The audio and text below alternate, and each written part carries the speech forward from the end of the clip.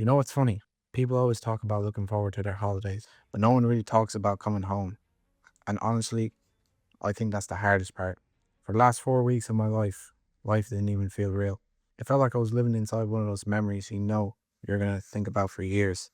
And then suddenly, it's over. You're sitting on a Ryanair flight looking out the window, wondering where those 4 weeks disappeared.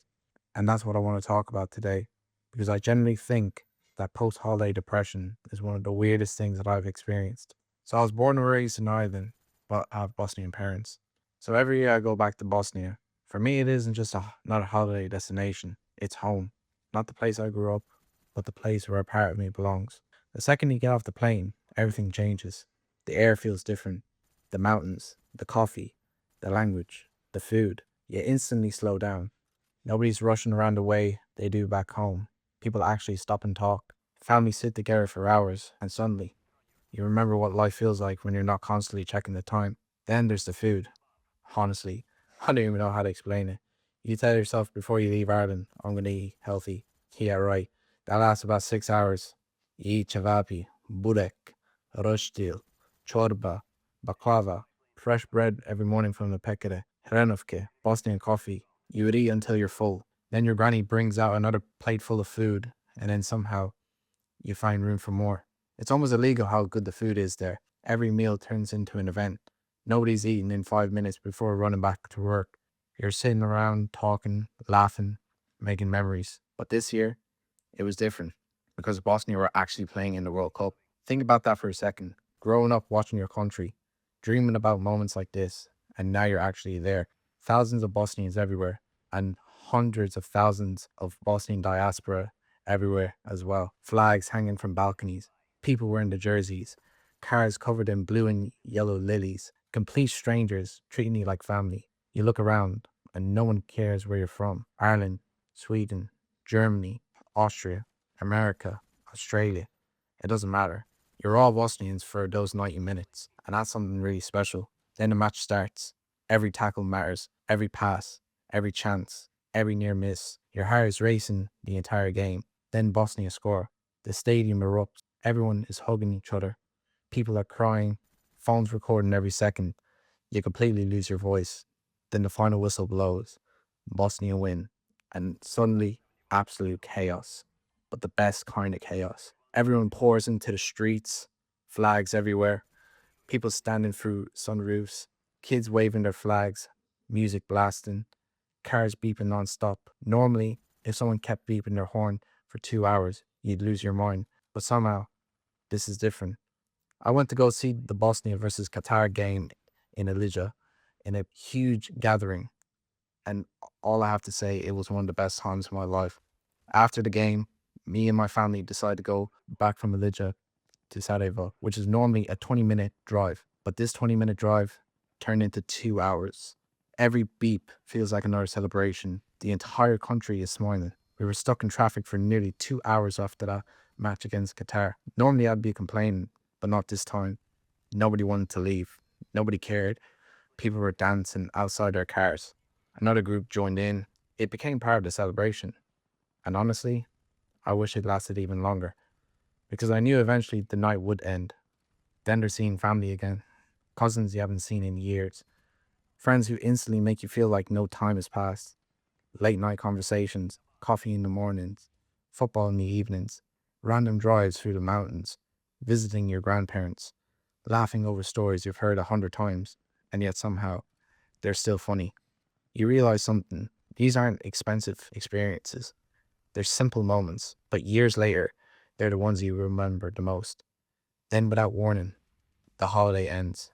The suitcases are packed. You have your one last coffee, one last goodbye, one last look around, and you keep telling yourself, as Arnold Schwarzenegger would say, I'll be back. But it never makes leaving easier. Then comes the airport.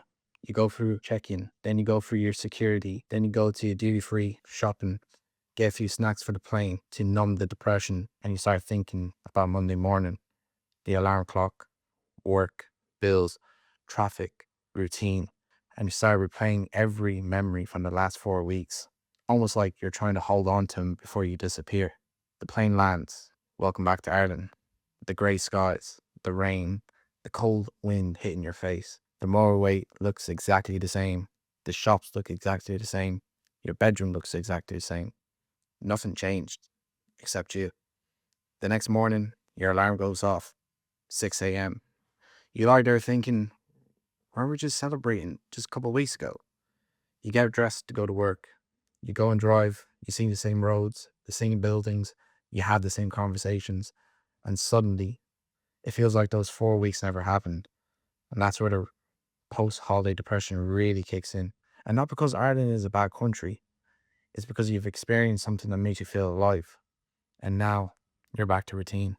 And I think that's why it hurts so much, because holidays remind us what life could feel like: more family, more friends, more laughter, more time, more living, less surviving. But here's something I've been thinking about. Maybe the answer isn't trying to make holidays longer. Maybe it's trying to bring pieces of that holiday into everyday life, like calling your cousins more often, meeting your friends instead of cancelling last minute, watching football together, speaking the language back home in Ireland, not just in Bosnia, listening to the music, even when you're back home. Home doesn't have to feel so different. And honestly, as sad as I feel leaving Bosnia, there's something beautiful about missing a place that much. It means those memories mattered. The people mattered. It means those 4 weeks were worth every second. So if you just come back from holiday and you're feeling a bit empty, you're not alone. And I think this holiday taught me a few lessons. Life isn't about collecting money, it's about collecting memories. When I'm older, I'm not going to remember what was in my bank account on a random Tuesday in July. I'm going to remember watching Bosnia playing the World Cup. I'm going to remember sitting in traffic for 2 hours with thousands of people celebrating because nobody wanted the night to end. I'm going to remember drinking Bosnian coffee with my family, laughing with my cousins, seeing old friends again, driving through the mountains. Those are the moments that actually stay with you. The second lesson is never take your time with your family for granted. When you're younger, you think you'll always have another summer, another barbecue, another coffee, another football match, another conversation. But life moves incredibly fast. Your younger cousins grow up, your grandparents get older, friends move away, people get married. Some people sadly aren't here anymore. You never know which visit might be your last with someone. So be present, put your phone away, take the photos, record the videos, have the conversations, because one day those memories will become priceless. And the third lesson I learned: sometimes we spend so much time chasing the future that we forget to enjoy the present. During the holiday, I wasn't thinking about work. I wasn't thinking about emails, bills, social media numbers. I was just living. And maybe that's something we all need to do more often. Just slow down, take a breath, enjoy where you are. Because before you know it, that moment becomes a memory. Now, how do you actually overcome post holiday depression? And honestly, I don't think you completely do. And maybe that's okay. If you are sad that the holiday is over, it probably means it was an amazing holiday. But there are things that definitely help, like give yourself something to look forward to, book another trip, even if it's 6 months away. Maybe it's in Bosnia again next summer. Maybe it's a weekend away. Maybe it's a football match. Maybe it's just a simple dinner. Having something on the horizon gives your mind excitement again.